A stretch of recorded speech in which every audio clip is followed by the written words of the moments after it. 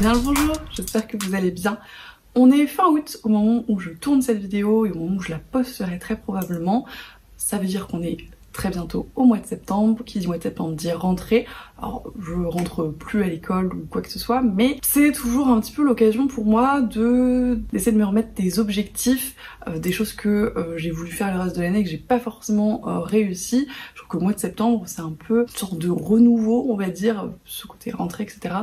Qui me motive un petit peu plus à remplir ces objectifs tout simplement. Et un de mes gros objectifs de lecture depuis quelques mois, qui n'est pas très efficace du tout, c'est de me remettre à lire en anglais, puisque je lis en anglais depuis quelques années maintenant, avec un rythme de lecture plus ou moins constant. Là j'avoue qu'il est extrêmement ralenti, voire inexistant. J'ai lu quelques graphiques, mais le dernier roman en anglais que je vous ai présenté c'était Story of Magic, et ça devait être autour de mars-avril, donc ça commence à faire un petit peu long, d'autant que mon objectif pour l'année 2022 c'était de lire au moins un livre en anglais par mois, donc clairement on n'y est pas du tout, mais j'aimerais bien, si possible, au moins le faire à partir de septembre de cette année, et si miracle j'arrive à me remettre dans un bon rythme, le continuer sur 2023. Et du coup j'ai réfléchi un petit peu à ce que j'avais fait pour commencer à lire en anglais, qu'est-ce qui m'avait permis de me mettre un petit peu dans un rythme de lecture en VO, et ça va être l'objet de cette vidéo. Je vais vous présenter mes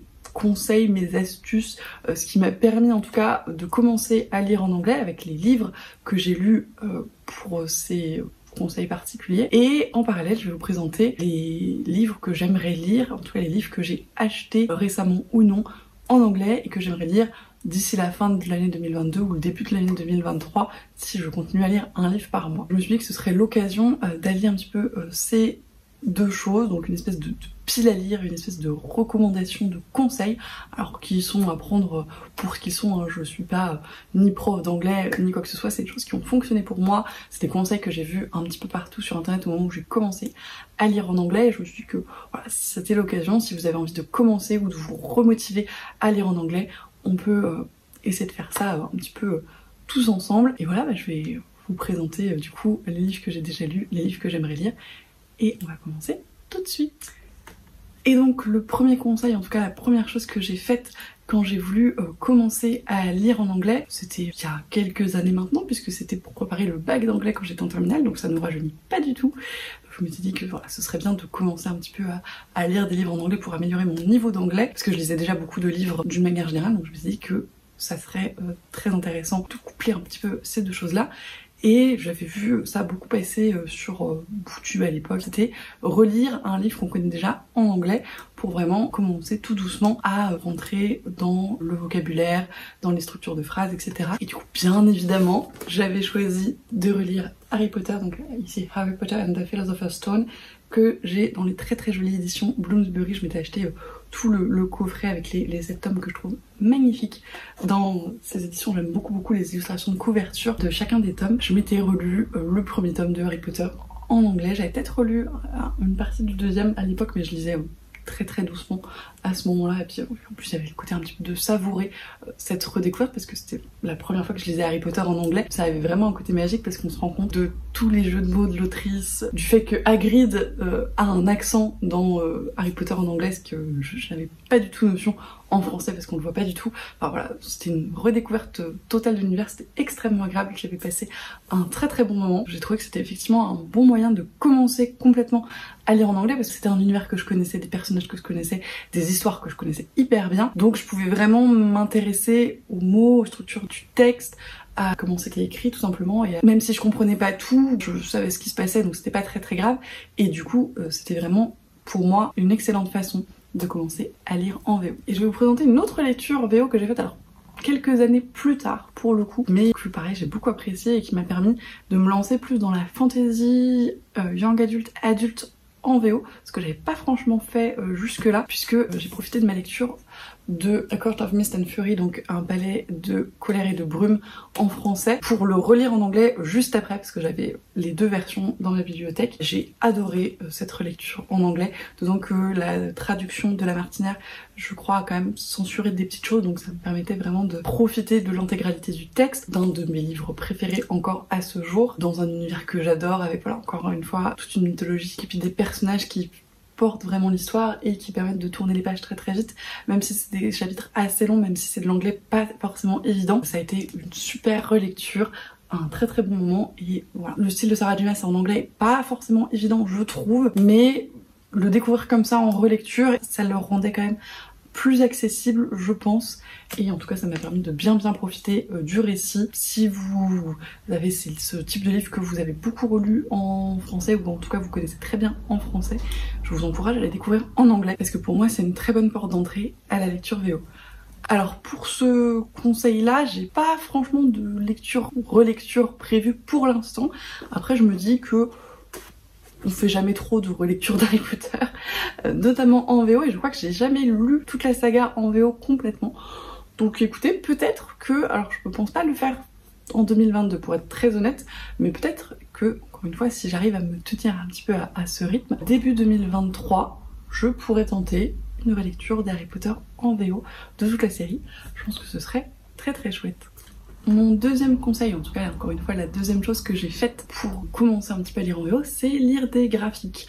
Parce que les graphiques en VO, il y en a quand même énormément, ils ont toute une culture de comics notamment qui est extrêmement prégnante, et les graphiques évidemment ça permet d'avoir les images qui implémentent le texte et qui permettent d'améliorer la compréhension quand on est un petit peu perdu. Souvent il y a quand même des vocabulaires qui sont assez intéressants, en plus il y a beaucoup de dialogues donc ça permet de développer un petit peu le langage parlé aussi d'une certaine façon, et c'était ce que j'avais vraiment beaucoup apprécié, notamment parce que ça a été l'occasion pour moi de découvrir Fence de C.S. Paca, Johanna the Mad et Johanna Lafuente, qui est publié aux éditions Boombox. Alors le nom de la scénariste vous dit peut-être quelque chose, puisque C.S. Paca c'est l'autrice de Prince Captif, qui est très connue sur Instagram, sur Booktube, tout ça. Mais le fait qu'elle ait scénarisé des graphiques comme ça, des espèces de comics, et je crois pas très connue, donc je pense que c'était aussi l'occasion de vous en parler. Alors là je vous présente le tome 2 puisque j'ai prêté le tome 1 à une amie, mais donc c'est une série sur l'escrime, donc des jeunes gens dans une espèce de pensionnat spécialisé en escrime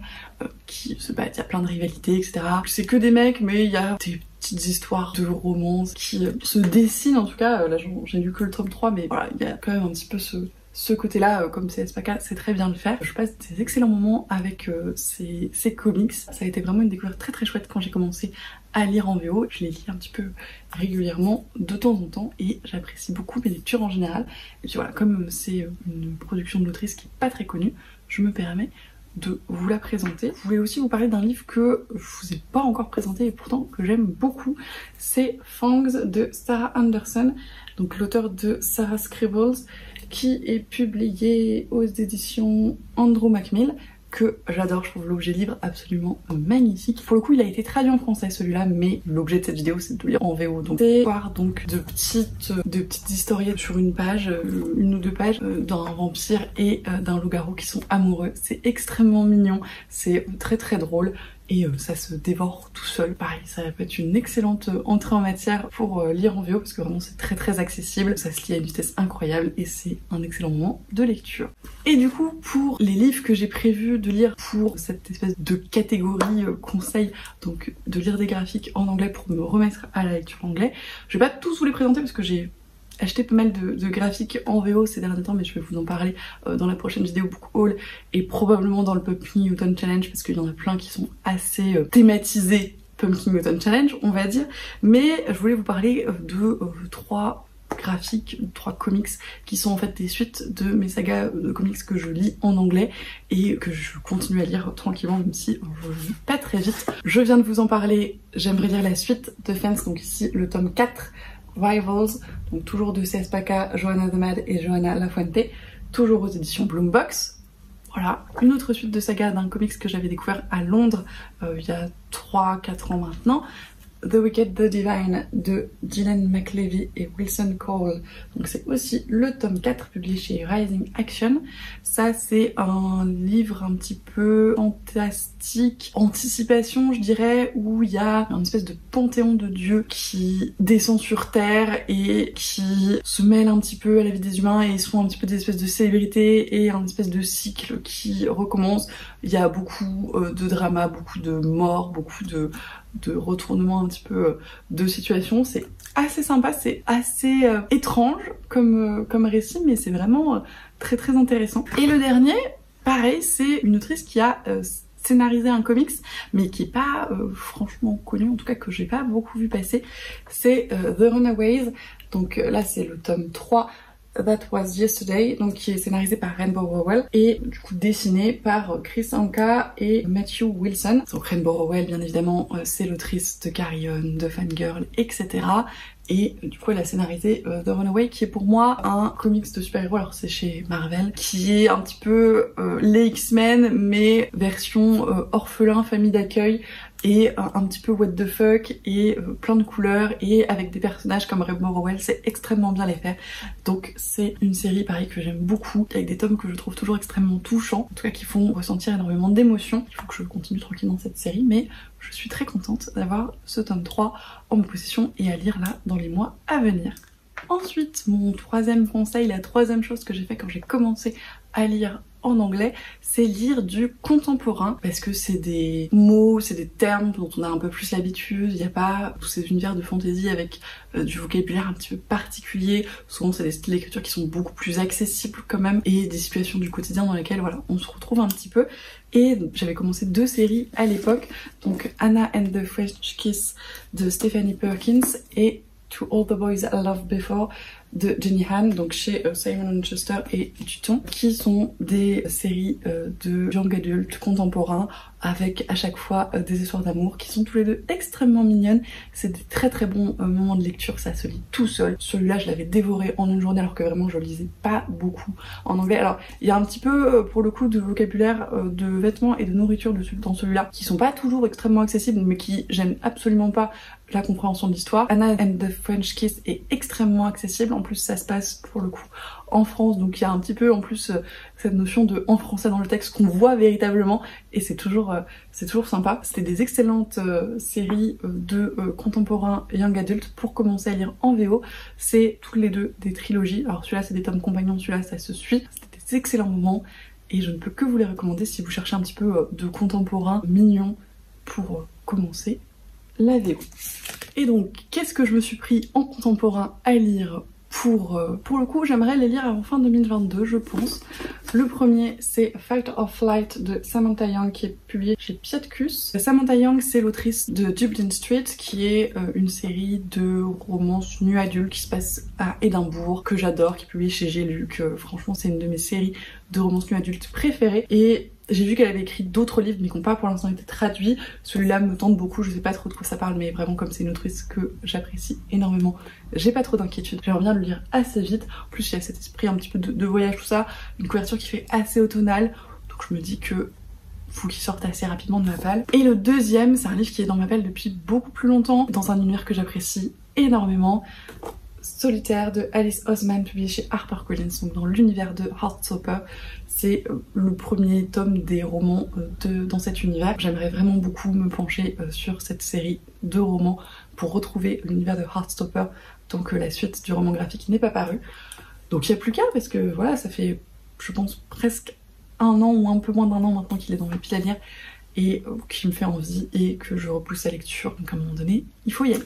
Ensuite, pour monter un petit peu en difficulté, on va dire, le conseil suivant, la chose suivante que j'ai faite quand j'ai commencé à lire en VO, c'est me lancer dans le fantastique ou la fantasy, mais du côté middle grade, donc pour les enfants, donc la fantasy jeunesse finalement. Et à ce moment-là, j'ai découvert The Land of Stories de Chris Colfer, donc ici c'est le premier tome de The Wishing Spell, j'ai publié chez Little Brown dans un format que je trouve extrêmement mignon. Alors je suis très triste parce que j'ai que les premiers tomes dans ce format-là. Les suivants, je sais pas si c'est moi qui avais mal choisi l'édition ou s'ils l'ont plus fait, mais les livres ont gagné 1 ou 2 cm, ce qui fait qu'ils sont beaucoup plus rectangulaires et c'est un format beaucoup plus classique en fait que cette espèce de livre un petit peu carré ou presque, que je trouvais extrêmement mignon, extrêmement conte pour enfants. C'est un livre qui a été traduit chez Michel Lafon, je crois. Le Pays des Contes, c'est une série qui a beaucoup fait parler d'elle à sa sortie, que moi j'ai voulu découvrir en VO, que j'ai vraiment beaucoup apprécié de découvrir en VO, puisque même si y a ce côté fantasy avec un petit peu de vocabulaire, ça reste des contes, donc des choses dont on a l'habitude, ça reste du middle grade, donc un style qui est assez accessible, même si il est quand même, je trouve, pour du jeunesse plutôt bien planté, plutôt bien construit. C'est pas trop simple dans la narration à mon sens. Après, cette série avait des petits côtés un petit peu répétitifs parfois, qui moi m'ont pas forcément gêné dans ma lecture, d'autant que je lisais en VO, mais qui ont un petit peu gêné certaines personnes, donc ce que je peux comprendre. Moi j'avais passé des très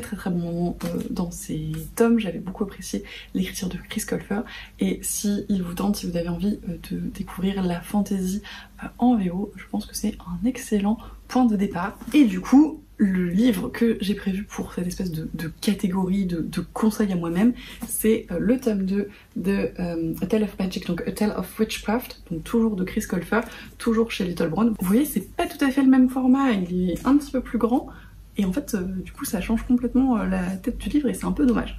Bref, ça change pas ce qu'il y a dedans. Énormément apprécié le deuxième tome de cette série, qui se passe dans le même univers que The Land of Stories, mais des années avant, et qui aborde des thèmes qui sont beaucoup plus adultes, beaucoup plus matures que ne pouvait le faire The Land of Stories, avec vraiment des partis pris extrêmement intéressants.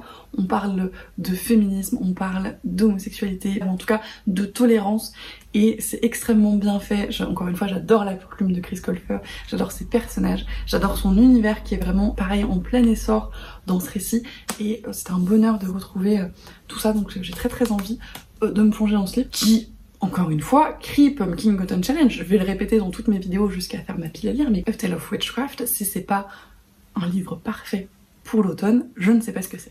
Le 5e conseil, et ça va me permettre de parler des 6e et 7e conseils également, parce que pour cela j'ai pas franchement de livre à vous présenter, c'est de lire quelque chose qui vous fait extrêmement envie, une sortie que vous attendez avec impatience, quelque chose pour lequel vous avez vraiment cette envie, cet engouement, cette motivation très importante pour lire en anglais et pas vous retrouver frustré à un moment donné parce que vous n'arrivez pas à avancer. Il faut vraiment qu'il y ait cette force qui vous pousse en avant d'une certaine façon. Et pour ça, je vous présente Carry On de Rainbow Rowell, qui est publié chez Macmillan. Donc je l'avais découvert avant qu'il ne sorte en français, puisque j'avais une amie qui l'avait lu, qui l'avait adoré au moment où il était sorti en anglais. On en parlait beaucoup sur le booktube anglophone, et il me faisait extrêmement envie, donc je m'étais empressée de le commander. J'avais d'ailleurs fait une lecture un petit peu audio et livre, puisque je m'étais pris le livre audio qui est formidablement bien lu en anglais avec un accent très chouette, et j'avais passé un excellent moment. Je l'avais même lu une première fois et relu quasiment immédiatement après dans la foulée, tellement c'était bien, tellement j'avais apprécié ma lecture et les personnages et l'univers. Alors c'est un livre qui est pas évident de prime abord, la première partie est assez introductive, et j'avoue que je pense que les premières 50-100 pages m'ont duré presque un mois, et puis en fait après, dès que j'étais dedans, je l'ai dévoré en une journée ou deux, et quand je l'ai relu, ça a été encore plus rapide. Ça a été vraiment une excellente lecture, mais c'est un livre où j'ai dû m'accrocher un petit peu parce que j'avais vraiment envie de le découvrir. Vous voyez, c'est pour ça que je le mets dans cette espèce de catégorie, et j'en profite pour vous parler de mes points suivants. Faut pas, quand vous commencez à lire en anglais, en tout cas à mon sens, essayer de tout comprendre mot pour mot, parce que en fait ça tendance peut-être parfois à ralentir un peu la lecture, à la rendre moins agréable et moins fluide, et du coup à nous bloquer et à nous empêcher d'avancer aussi rapidement qu'on le voudrait, donc ça crée de la frustration. Alors que des fois, savoir exactement la couleur de la robe du mec, et ça n'empêche pas de comprendre toute l'action, ou si on comprend pas exactement tous les mots d'une phrase, ça n'empêche pas d'avoir une idée générale de ce qui se passe. Et quand on commence à lire en anglais, en tout cas, je pense que c'est le plus important d'avoir vraiment une idée globale du truc, de comprendre l'ensemble et de pas être frustré dans la compréhension du livre, mais c'est pas indispensable d'avoir tous les tout petits détails. Ça va être, je pense, plutôt en gagnant un petit peu en fluidité de lecture, en vocabulaire, que ça va devenir intéressant, et que on va pouvoir plus se poser sur le style d'écriture des auteurs, sur la construction des mots, etc. Et ça devient intéressant d'une autre façon, mais initialement je trouve que c'est un petit peu trop compliqué, en tout cas dans certains univers, et notamment pour Carry On, où il y a des choses qui parfois sont un petit peu difficiles, je trouve. Et ça rejoint un petit peu le point suivant, c'est d'avoir une idée un petit peu de son niveau de lecture avant de commencer un livre, et de notamment si le livre qu'on veut commencer est accessible pour nous à l'instant T. Et pour ça, il suffit de soit feuilleter le livre en librairie, soit d'aller sur les différentes plateformes d'e-book, parce que souvent elle propose de télécharger un extrait d'une 30aine de pages, donc ça permet de se donner une idée un petit peu de si on arrive à comprendre au moins les 10 premières pages par exemple. C'est pareil pour les plateformes de livres audio. Audible propose une écoute souvent d'une dizaine de 5-10 minutes des premières pages ou des premières minutes d'écoute du livre, donc ça permet aussi de voir si on arrive à comprendre ce qui nous est raconté, donc d'avoir une idée un petit peu, et c'est ce que j'avais fait pour ce livre. J'avais écouté, j'ai pu les 5-10 premières minutes de Carry On qui était proposée sur Audible, et alors déjà j'étais tombée absolument amoureuse de la voix du narrateur et de son accent anglais, et en plus je m'étais rendu compte que j'arrivais plutôt très bien à comprendre de quoi il était question et comment il racontait, avec un accent qui était extrêmement compréhensible en plus, donc ça m'a permis de me lancer dedans sans trop d'appréhension. Et du coup, sans surprise, je vous présente pour cette catégorie, donc lire un livre qui nous fait extrêmement envie, la suite de Carry On, donc Anywhere the Wind Blows de Rainbow Rowell chez Wednesday Books. Alors ça va être pour moi encore une fois l'occasion de râler sur les formats des livres en VO, mais regardez-moi ça, c'est la même série et ils font 1 cm d'écart, même pas 5 mm d'écart. Qu'est-ce que vous voulez que je fasse de ça moi dans ma bibliothèque? C'est très moche, c'est très moche. Et j'ai regardé, c'est pas parce que je me suis plantée en commandant l'édition, c'est juste parce qu'ils ont changé d'édition en cours de route, et du coup mon Carry On n'est plus de la même taille que la suite. Je suis un peu tristesse, mais en même temps je suis joie de retrouver Simon Snow. C'est le 3e et dernier tome a priori de cette trilogie. Donc Simon, Baz, le monde de Carry On que j'apprécie beaucoup, l'écriture de Rainbow Rowell, les personnages de Rainbow Rowell que, comme je vous le disais en début de vidéo, j'apprécie énormément. J'ai très hâte de voir ce que ça donne, d'autant que le 2e tome était un peu doux amer, était très bien, mais voilà, un petit peu doux amer, et j'espère que celui-là sera un petit peu plus optimiste, on va dire. Je peux que vous recommander Carry On si vous l'avez pas commencé en VO ou pas. Je trouve que quand même la VO apporte beaucoup de choses, notamment en termes de jeu de mots, puisque le système de magie repose en grande partie là-dessus, mais vous pouvez aussi le lire en VF, la traduction est pas mal. La suite, en tout cas les 2 tomes suivants, n'est pas encore traduit, je crois, et je sais pas si une traduction est prévue pour le moment. Donc à voir. En tout cas moi j'ai pour projet de lire celui-là. J'aimerais encore vous dire pour le Pumpkin Cotton Challenge, mais on va voir ce que j'arrive à caser dans ma pile à lire. Je vous en reparle je pense très vite. Le 8e conseil, la 8e astuce pour commencer à lire en VO pour moi, c'est de lire des livres avec des chapitres assez courts, parce que ça permet de les enchaîner beaucoup plus vite et d'avoir l'impression d'avancer beaucoup plus vite dans l'histoire. Et c'était notamment le cas de Aristotle and Dante Discover the Secrets of the Universe de Benjamin Alire Sáenz, qui est publié chez Simon & Schuster, que j'ai lu il y a des années maintenant, que j'ai vraiment beaucoup apprécié, qui est du contemporain young adult avec une histoire d'amour entre 2 jeunes garçons et des chapitres extrêmement courts, une écriture extrêmement poétique, très aéré, qui se lit extrêmement vite et qui était vraiment très agréable. Je sais pas si vous voyez les pages, mais vraiment voilà, il y a des chapitres qui font 1 page, qui sont extrêmement aérés, et du coup ça permet d'avoir vraiment l'impression d'avancer dans sa lecture très rapidement. Dans le même genre, j'avais lu The Poetics de Elisabeth Acevedo, qui d'une part a des chapitres extrêmement courts, d'autre part est écrit en vers, donc d'autant plus rapide à lire, puisque vous voyez un petit peu la mise en page, c'est extrêmement aéré, il y a très peu de gros paragraphes comme ça, donc voilà, vraiment ça se lit extrêmement vite. C'est une lecture que j'avais beaucoup appréciée sur cette jeune fille noire qui écrit des poèmes et raconte un petit peu son quotidien à ce travers-là. C'était très beau, j'ai beaucoup apprécié le style d'écriture de l'autrice. Il faudrait d'ailleurs que je me penche un petit peu sur d'autres choses qu'elle a pu faire. Mais voilà, c'est des livres qui donnent vraiment l'impression d'avancer, qui en plus sont des contemporains, donc à la fois permettent de progresser un petit peu en vocabulaire, mais ne sont pas trop durs d'accès. Et je trouve que pour des débuts de lecture en VO, c'est très agréable. Et du coup, j'ai prévu de lire la suite de Aristotle et Dante, donc Aristotle and Dante Dive into the Waters of the World, donc toujours de Benjamin Alire Sáenz, toujours chez Simon & Schuster, qui est très beau, qui est beaucoup plus gros que le précédent, je crois qu'il fait presque 500 pages, mais oui, il fait plus de 500 pages, mais j'ai l'espoir que les chapitres soient toujours aussi courts et qu'ils se lisent toujours aussi vite. En tout cas c'est les retours que j'en ai eu, je le trouve absolument magnifique.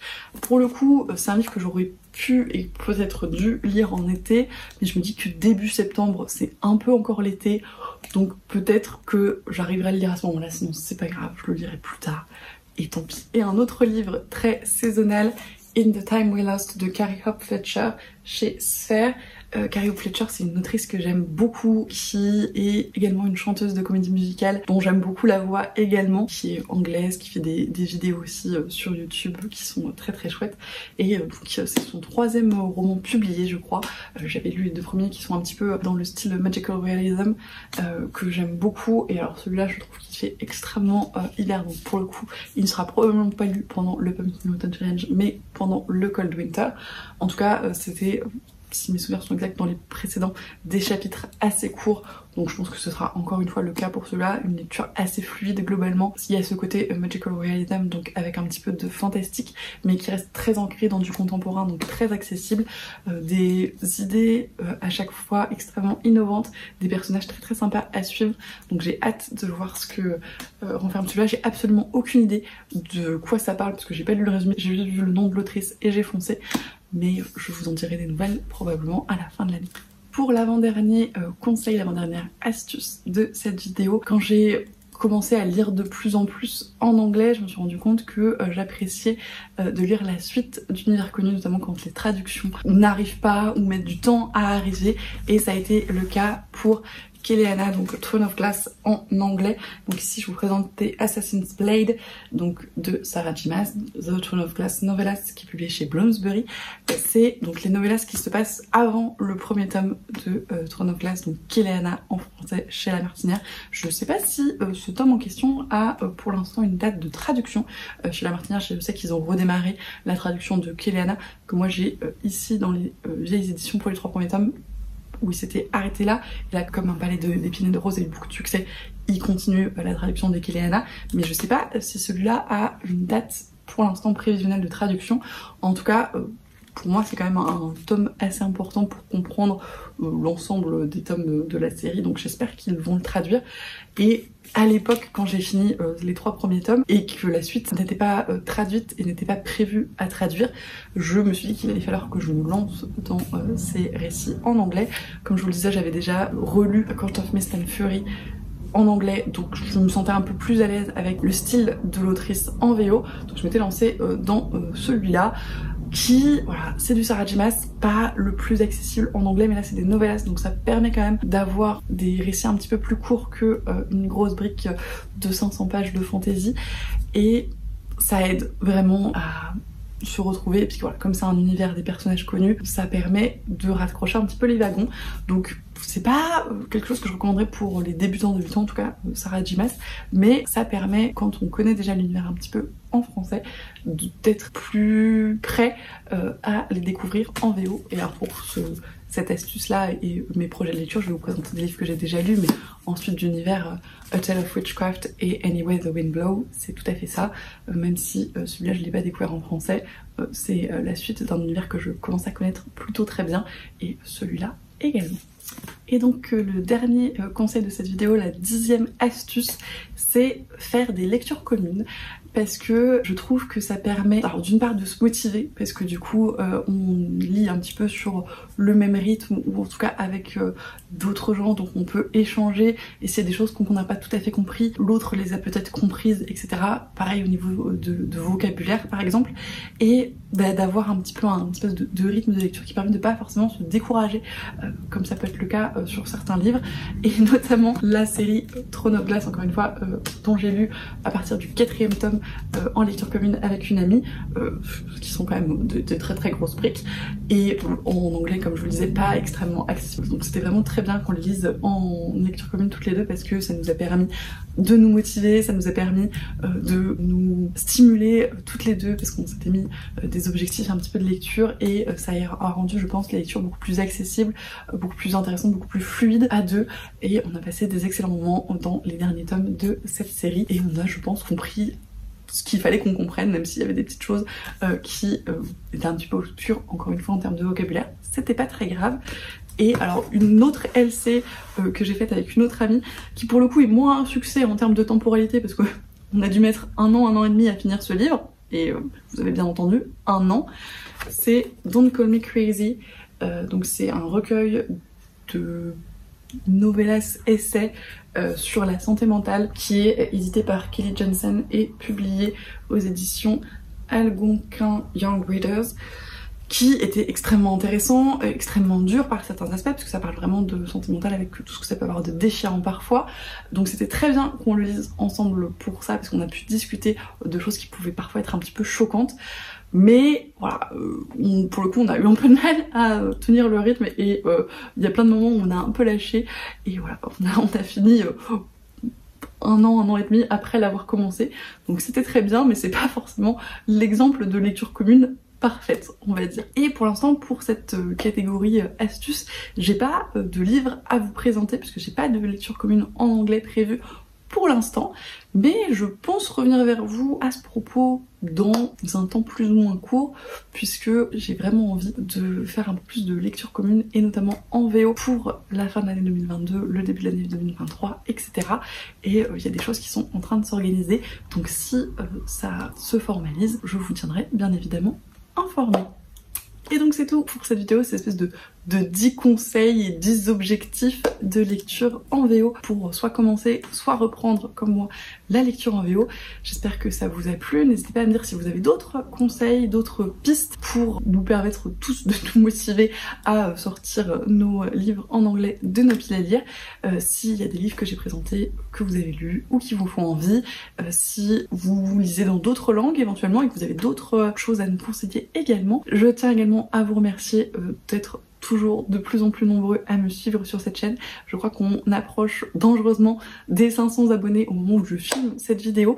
Si vous avez une idée de vidéo ou de choses à faire pour marquer le coup des 500 abonnés, n'hésitez pas. Comme d'habitude, je vous souhaite d'excellentes lectures et je vous dis